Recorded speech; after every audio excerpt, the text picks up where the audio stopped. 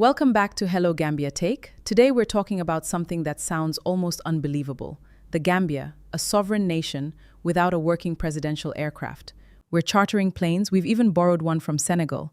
How did we get here? It's a long story, and it starts with how the Jammeh-era aircraft was sold off.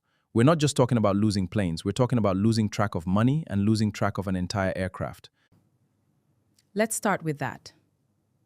The missing plane. Walk me through it. During the National Assembly inquiry, lawmakers pressed Finance Minister Mamburi Njai about a sixth government aircraft reportedly stranded in Germany. No proper records, no clear explanation of its condition or what happened to it.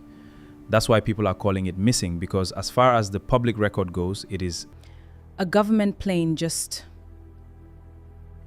unaccounted for? Right, and that's just one piece of it.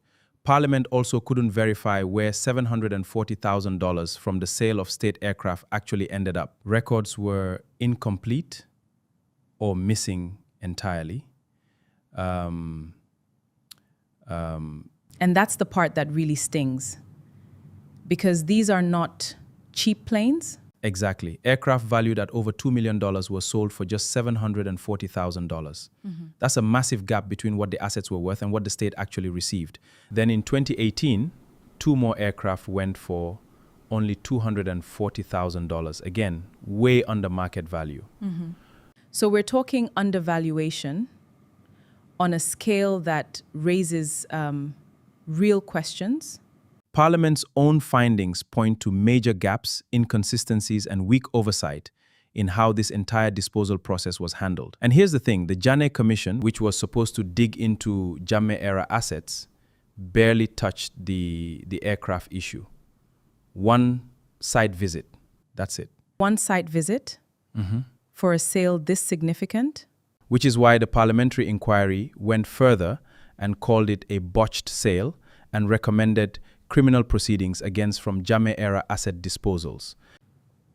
So now, years later, the Gambia is left without a presidential aircraft at all, chartering flights, borrowing from neighbors. And that's not just an inconvenience. If the Gambia wants to be taken seriously to attract investment, negotiate from a position of strength, project stability, these are the tools of statehood. A country that can move its own head of state without borrowing or renting sends a message about where it stands. This isn't about extravagance. No, it's about sovereignty, efficiency, and dignity. And it starts with knowing where the money went. That's the Hello Gambia Take for today. And thank you for watching. We'll keep following this one.